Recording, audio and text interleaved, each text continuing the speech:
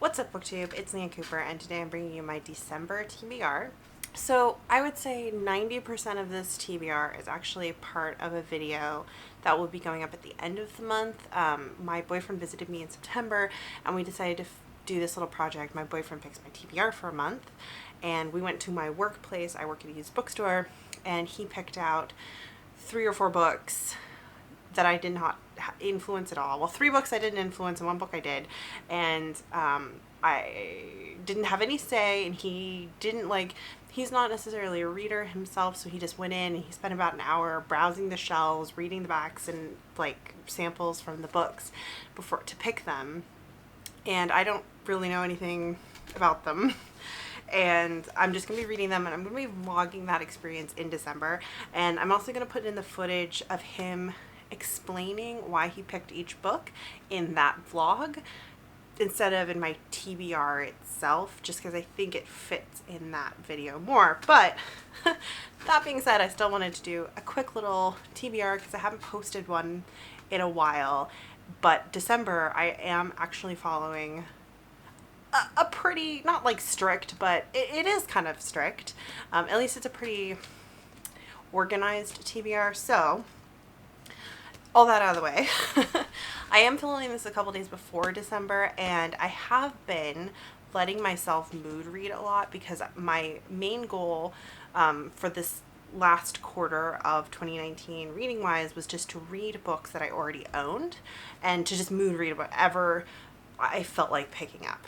So that's what I've been doing. So that's another reason I haven't been posting TBRs. But anyways, the things I am actually planning to read, not part of the Boyfriend Picks My TBR challenge. I will be buddy reading Dreams Underfoot by Charles DeLint. I'm buddy reading this with Kelsey from the Fancy Hat Lady Reads, as well as Roya from the Unicorn Hunter. I will leave a link to their channels down below. But this is Charles DeLint's collection of short stories set in his New Fruit series, and there was some list I looked up because we got a ton of Charles DeLint books, and the list told me that this is the first one kind of in chronological order, so I picked this one up, and I'm really excited to read it in its entirety because I have not read Charles DeLint before, and he's such a seminal author in urban fantasy, modern fairy tale fiction, modern 90s fairy tale fiction, that I'm very curious about him. And then 2 other things I hope to read in December. The first one is Shades of Milk and Honey by Mary Robinette Kowell. I have this on hold as an audiobook for my library.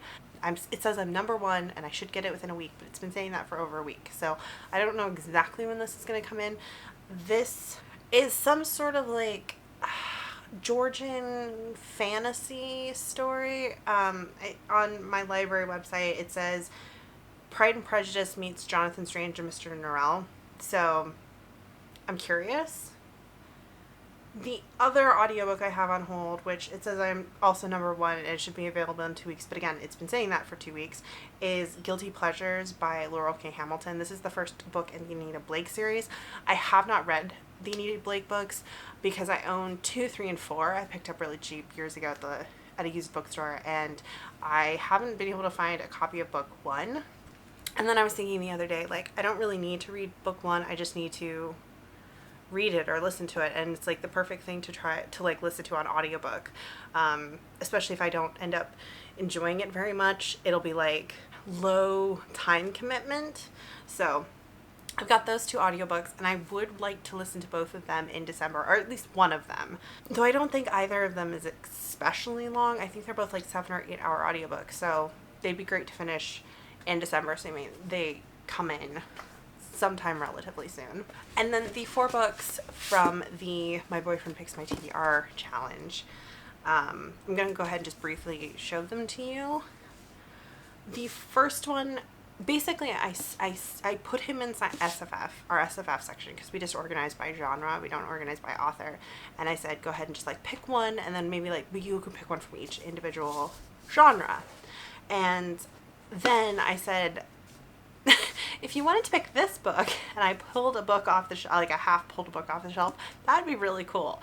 Because there was a book on the shelf that I had been eyeing because it's been on my Goodreads TBR for a while, but I was can I really justify buying that? And he was very kind and decided to go ahead and pick that one, even though he didn't really pick it. And that is Borderline by Michelle Baker. I can't remember if Elizabeth from Books and Pieces read this or if Kitty G read this. Someone, like one of those two people, I'm almost positive, read this a couple years back and talked about it on their booktube channel, and I put it on my Goodreads TBR, but I just hadn't gotten around to reading it yet. And, you know, it came into the store. And so this is like, he picked this one, but really I picked this one. The other three he totally picked on his own. I didn't influence him at all. So those are Season of the Witch by Natasha Mostert. So this he pulled out of Paranormal Romance. I don't actually know if it is a paranormal romance, but it is an urban fantasy, and there's like a hacker character. So I've got this one. I don't know anything else about it. The next one he selected from General Fiction, and that is My Last Continent by Midge Raymond. I think this is a near future environmental disaster novel about possibly a scientist on a research vessel researching stuff about the environmental disaster.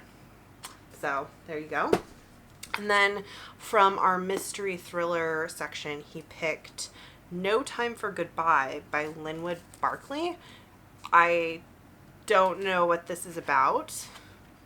I think this has a character in it who, like, when they were a child, they woke up one morning and their entire family had disappeared, and now it's like 25 years later and they might be a detective. I don't know. I've never heard of this author or this book. So, and I haven't read a thriller in a while, so this will be interesting. So this is my stack of physical books to read. Hopefully that's in focus. And I think that's a pretty good size chunk of books to read. And then on top of that, like I said, I want to read those 2 audiobooks. Hopefully one of them comes in by the end of this week, because the audiobook I'm currently listening to only has like an hour or hour and a half left, and then it'll be done. maybe 2 hours, 2 hours like max, and then I'll be done with it. So I don't, you know, I need something else to listen to. I took like almost a week off from audiobooks because I was waiting for these 2 audiobooks to come in, and neither of them was, and it was sad.